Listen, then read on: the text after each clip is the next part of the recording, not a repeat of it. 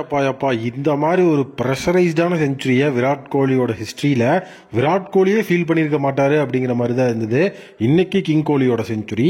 காரணம் என்ன அப்படின்னு வந்து பார்த்தீங்கன்னா, ஆல்மோஸ்ட் மேட்ச் முடிய போகிற அந்த ஒரு சுச்சுவேஷனில் ஸோ நம்மளுடைய விராட் கோலியோட செஞ்சுரி ரன்ஸ்க்கும் டீம் வெற்றி பெற ரன்ஸ்க்கும் so totally same number of runs தான் டிஃப்ரென்ஸாக இருந்தது.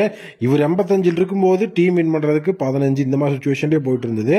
ஒரு கட்டத்தில் வந்து பார்த்தீங்க அப்படின்னா டீம் வின் பண்ணுற ரன்னுக்கு வந்து பார்த்தீங்க அப்படின்னா விராட் கோலி செஞ்சுரி அடிக்க வேண்டிய ரன் அதிகமாகவே இருந்தது.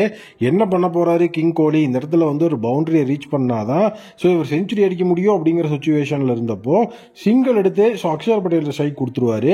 ஸோ 95லேருந்து 96 அப்படி வந்துடும். என்னப்பா இது இங்கே என்ன நடக்குதுன்னே தெரியலையே அப்படிங்கிற மாதிரியான ஒரு சுச்சுவேஷனில் இருக்கும்போது விராட் கோலி அப்போ செஞ்சுரிக்கு போலியா அப்படிங்கிற மாதிரி தான் எல்லாருமே பேசிட்டு தான், ஈவன் கமெண்ட்ரியே கூட அப்படிதான் இருந்தது. பட் ஆனால் கிங் கோலி லாஸ்ட் பால் அப்படிங்கிற அந்த சுச்சுவேஷனில் வந்து பார்த்தீங்கன்னா இதுதான் ஹோப், இந்த இடத்துல ஒரு பெரிய ஷாட்டுக்கு போயே ஆகணும் அப்படிங்கிற ஒரு சுச்சுவேஷன் இருந்தது. அதுக்கு முன்னாடியே பார்த்தீங்கன்னா 6 அடிச்சாதான் செஞ்சுரி வரும் அப்படிங்கிற ஒரு சுச்சுவேஷனை ஈஸியாக டேக்கிள் பண்ணி ஸோ 6 அடிச்சா அந்த இடத்துல வந்து ரிஸ்க் அதிகம், நம்ம கேட்ச் ஆயிரும், இல்லை வந்துட்டு ஏதாவது ஒரு விஷயம் நடக்கும் அப்படின்னு புரிஞ்சுட்டு அந்த 6 அடிக்க வேண்டிய சுச்சுவேஷனை பவுண்டரிக்கு மாற்றி பவுண்டரி மூலியமாக வந்து பார்த்தீங்க அப்படின்னா செஞ்சுரியை ரீச் பண்ணி டீமோட வின்னிங் ரன்ஸையும் எடுத்து கொடுத்து த மோஸ்ட் ப்ரெஷரைஸ்டு 100 வந்து இந்த இடத்துல கிங் கோலி எடுத்து முடிச்சிருக்கிறாரு. ஈவன் வந்துட்டு அந்த இடத்துல அக்ஷர் பட்டேல் வந்து ஒரு சிங்கிள் எடுத்து கொடுப்பாரு.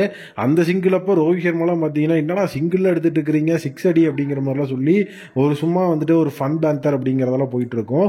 ஸோ அந்த அளவில் வந்து பார்த்தீங்கன்னா விராட் கோலியோட செஞ்சுரிக்கு டீம் மெம்பர்ஸே என்ஜாய் பண்ணிட்டு இருப்பாங்க.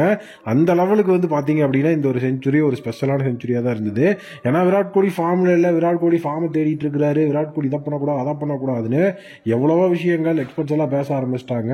விராட் கோலிக்கு வந்து பார்த்தீங்க அப்படின்னா பாகிஸ்தானோட மேட்ச் அப்படின்னாலே தம்பி வேற லெவலில் வந்துட்டு அந்த இடத்துல எந்திரிச்சு வந்துருவாரு அப்படிங்கிற மாதிரி ஒரு சுச்சுவேஷன் இருந்தது. ஈவன் அதை யுவராஜ் சிங் வந்துட்டு நேற்றே சொல்லியிருந்தாரு. ஸோ கண்டிப்பாக வந்துட்டு ரோஹித் ஆர் விராட் 2 பேர்த்தில் யாராவது ஒருத்தர் மிகப்பெரிய லெவலில் செஞ்சுரி அடிப்பாங்க அப்படின்னு. ஸோ அதை இந்த இடத்துல வந்துட்டு விராட் கோலி செஞ்சுரி அடிச்சு மாஸ் கட்டியிருக்கிறாரு. இந்த மேட்சை வந்துட்டு ஸோ டோட்டலி நம்ம வந்து ஒரு 6 ஓவர் மிச்சம் வச்சு ஜெயிச்சிருக்கிறோம் அப்படின்னா அதுக்கு முக்கியமான ரீசன் வந்து பார்த்தீங்கன்னா கண்டிப்பாக ஸ்ரேயஸ் ஐயர் அண்ட் விராட் கோலியோட அந்த ஒரு குரூஷியலான பார்ட்னர்ஷிப் தான். ஸோ சுப்மன் கில் ஆரம்பத்தில் நல்ல ஒரு பிளாட்ஃபார்ம் போட்டு கொடுத்துட்டு போயிட்டாரு. பட் அதுக்கப்புறம் வந்து பார்த்தீங்கன்னா அந்த பிச்சு டோட்டலாகவே வேற மாதிரி மாற ஆரம்பிச்சிருச்சு. ஈஸியாக வந்துட்டு பால் வந்து பேட்டுக்கு வரல, இந்த மாதிரி சுச்சுவேஷன்லாம் பெரிய லெவலில் இருந்தது. ஸோ அப்படி இருக்கும்போது அதை வந்து நீட்டாக டேக்கிள் பண்ணி ஸ்ரேயஸ் ஐயரும் நம்மளுடைய விராட் கோலி ஆட ஆரம்பித்தாங்க. ஸோ அது ஒரு முக்கிய காரணமாக இருக்குது. ஸோ கோலியோட இந்த ஒரு செஞ்சுரியை பார்க்கும்போது உண்மையாகவே நமக்குலாம் வந்து பார்த்தீங்கன்னா விண்டேஜ் கோலி வந்துட்டாருப்பா அப்படிங்கிற மாதிரி தான் சொல்லணும்னு தோணுது. ஸோ டோட்டலி இது வந்து ஓடிஐயில் அவருடைய 51வது செஞ்சுரி. ஸோ வேறு லெவலில் வந்துட்டு இந்த ஒரு செஞ்சுரியை வந்து கொண்டாடணும் அப்படிங்கிற மாதிரி தான் இருக்குது.